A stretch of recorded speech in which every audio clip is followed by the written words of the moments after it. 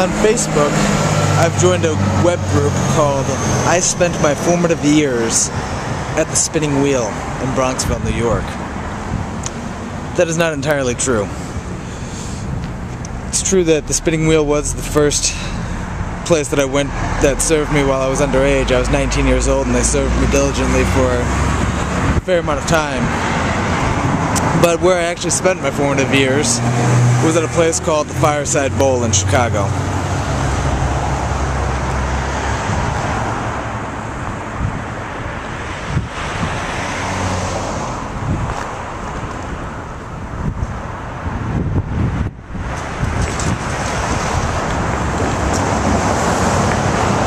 When I was younger, this was a music venue,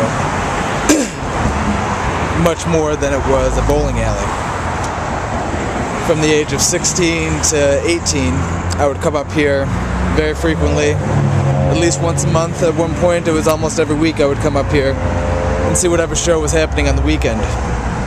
It was just a hangout place. It got me outside of Northwest Indiana and allowed me to interact with different punk kids from around the region and the city of Chicago, and I felt good doing it. I thought that I had pretty good hair at the time and that I would fit in okay. And for the most part I did. I did not meet very many people here. The notable exception would be a girl that I met named Kelly Plesny, who was a couple of years older than me, and she lived in Berwyn, Illinois, and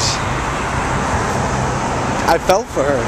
She was very cute. She knew more about punk rock music than I did, and for whatever reason she liked me at the time. So I started seeing her on and off, but it didn't go very far. I would go visit her in Berwyn. She would come to Indiana and hang out. We'd see shows here.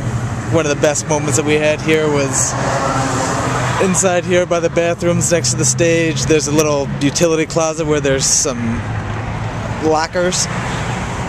That was always a very dark hole during shows. Oftentimes bands would store their equipment in there, and we got to go in there and make out during one show, and that felt very punk rock to go make out in the dark room of the show space. That was a good time. But things didn't work out between Kelly and I.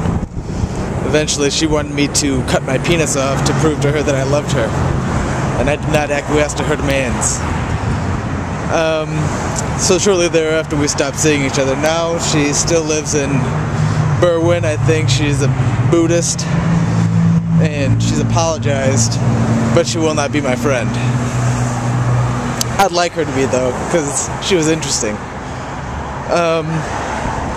Some of the bands that she told me about that I did not previously know included, well, at least maybe I knew them but I did not appreciate them enough or like them or listen to the music. But they included a band called Minor Threat, Fugazi, Jane's Addiction she got me into, the Smashing Pumpkins, and a band from Chicago called Slapstick, which was a ska punk band that held quite a bit of fame in the local streets of Chicago.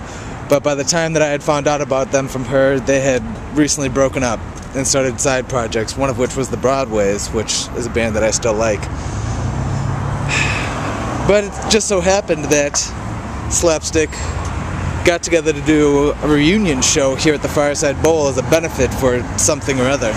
At the time, I did not care what it was a benefit for. I was only interested for the punk rock points to say that I saw the last shows of the legendary Chicago band Slapstick.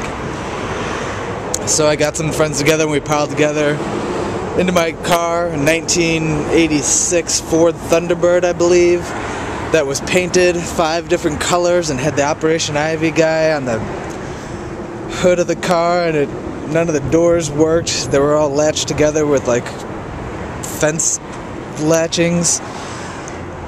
It was a death trap, but we did not die in it. We did, however, on the way to the show, get into a pretty bad accident. I don't recall precisely how the accident happened, maybe slipping on some black ice or something, but but I ended up flipping the car around, not over, but around towards backwards on the expressway, just past the landfills. And then I got parked on the wrong side of the street after that happened, and some other guy hit me.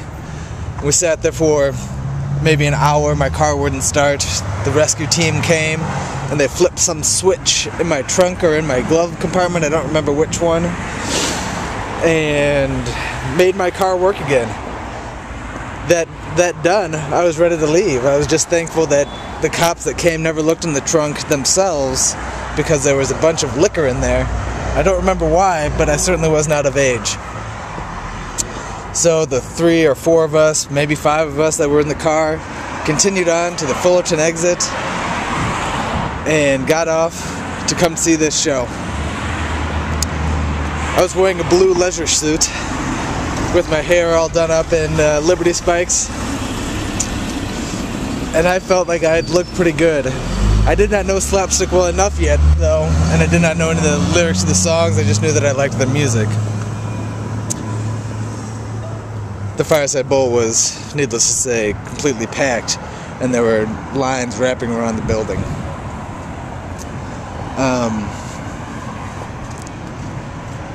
When we got here, we got in line and waited to get in.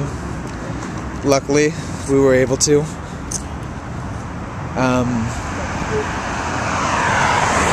Yep.